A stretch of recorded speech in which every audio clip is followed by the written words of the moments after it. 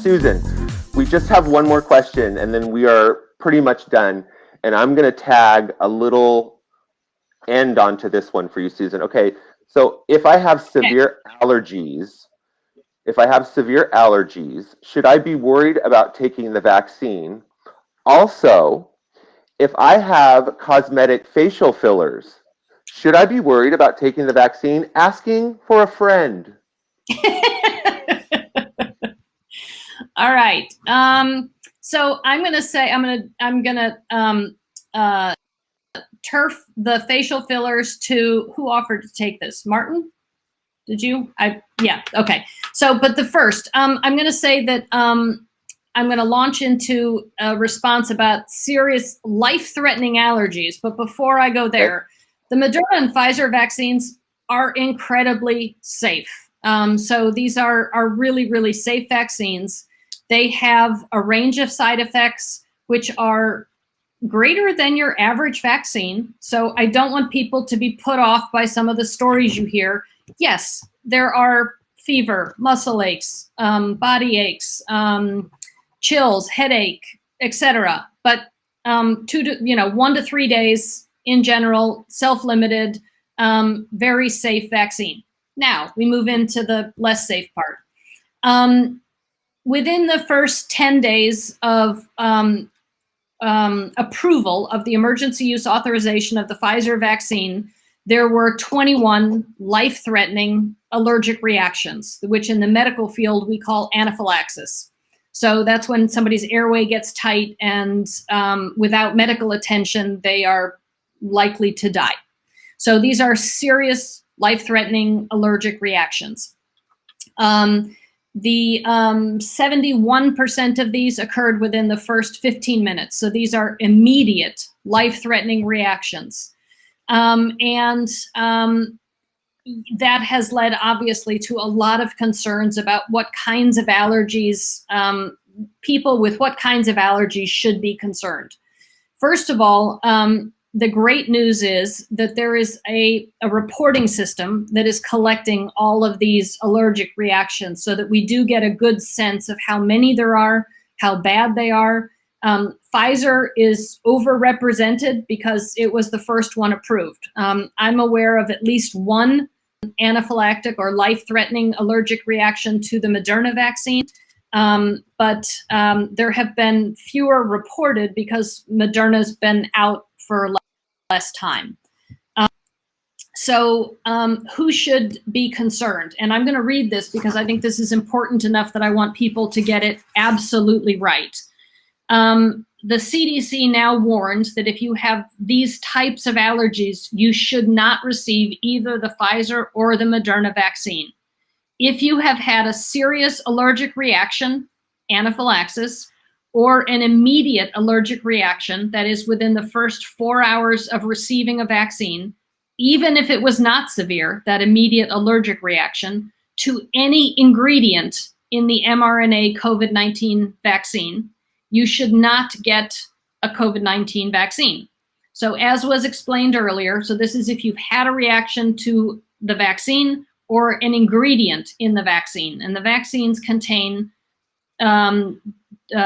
genetic template, lipids, cholesterol, salt and sugar, and PEG, which I'm going to get polyethylene glycol, which I'll get to in a minute. And the polyethylene glycol is what most people think may be the source of a lot of these allergic reactions.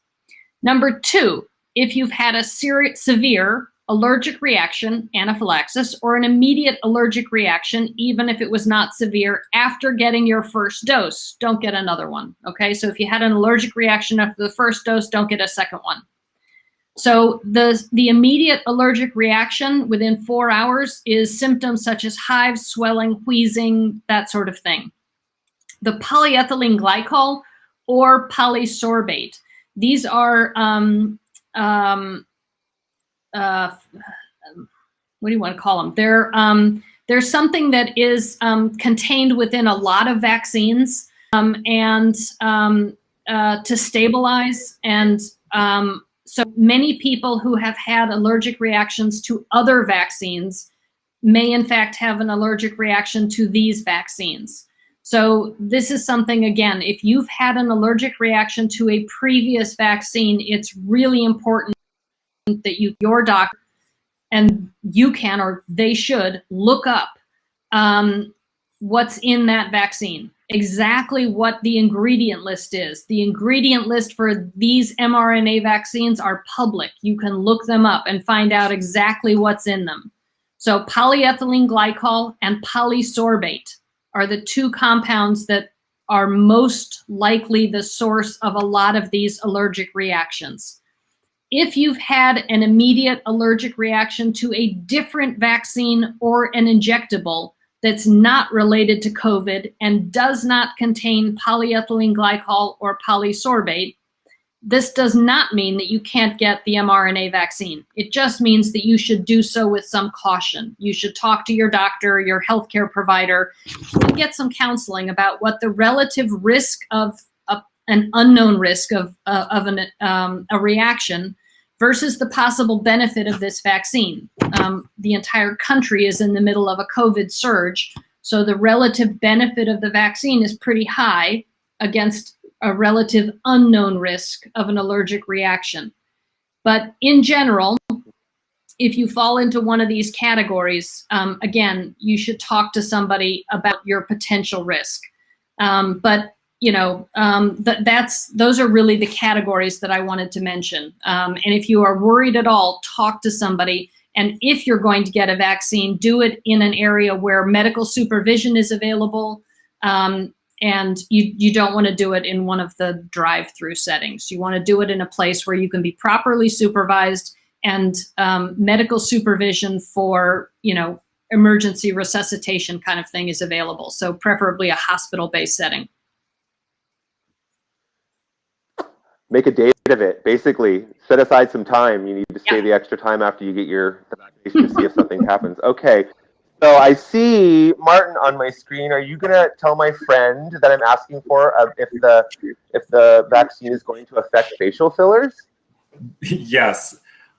Good news, everyone. You can be beautiful and vaccinated. Basically, the data on this it's just about 3 people on the Moderna trial out of 30,000, right? Reportedly had facial swelling.